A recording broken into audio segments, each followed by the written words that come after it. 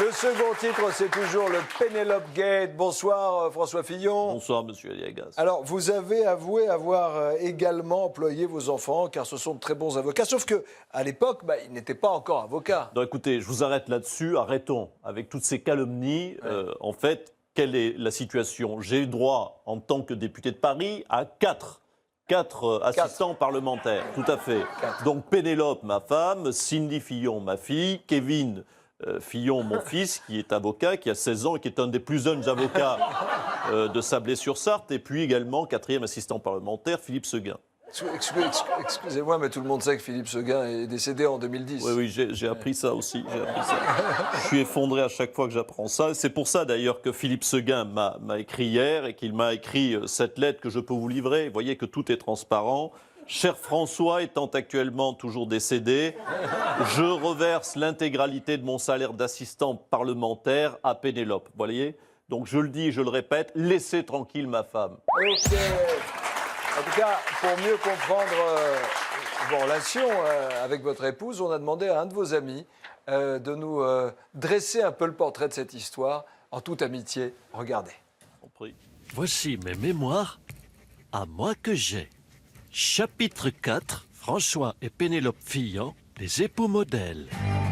François Fillon rencontre Pénélope dans les années 80. Bon, là, c'est Bonnie and Clyde parce que j'avais pas les vraies images de leur rencontre. Mais c'est pareil, hein. C'est les deux mêmes. Pauvre François Fillon, fallait bien qu'il assume les goûts de luxe de Pénélope qui menait grand train. Pénélope. Poussez-vous, je bosse. Machine, est-ce que vous avez vu? Je me suis acheté un vison de fonction. 60 000. Bon, cela dit, François aussi avait ses petits goûts de luxe. Voiture de sport. Voilà, j'en avais assez des Citroën, alors je me suis pris une petite Ferrari de fonction. Ah ouais, quand même. Et puis pour ma femme, une petite Porsche parlementaire. Mais dis donc, ça doit commencer à chiffrer, ça, un peu. Ah oui, mais c'est pas moi qui paye, hein, c'est vous. Mais François n'avait pas que la folie des bagnoles, il possédait aussi un yacht à Monaco. Et des Weston sur mesure. Alors bien sûr, j'ai tenté de le remettre dans le droit chemin.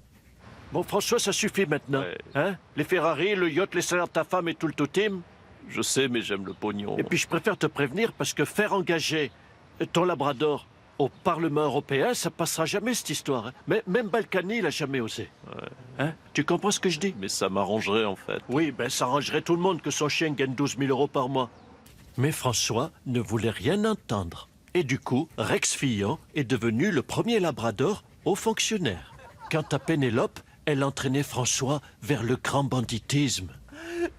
François Fillon m'a ceinturé et Pénélope m'a arraché la bague. Oui. À force de flirter avec les pratiques mafieuses, ce qui devait arriver arriva. François reçut les clés d'or de la ville de Marseille. Pour son fait d'armes, 600 000 € versés en petite coupure à son épouse qui n'a jamais foutu les pieds au bureau.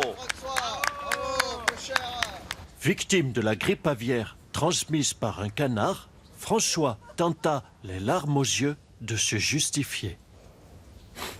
Vous voyez bien que ma femme, derrière moi, passe ses journées à mes côtés au bureau. Ah oui, mais c'est en photo. Oui, mais elle est quand même tous les jours à mes côtés au bureau, donc ça mérite salaire. Voilà, je le pense, un portrait fidèle de mon couple d'amis, Bonnie and Clyde Fillon. Quant à vous, les Français, vous êtes fait ken par un curé, comme des vulgaires scouts.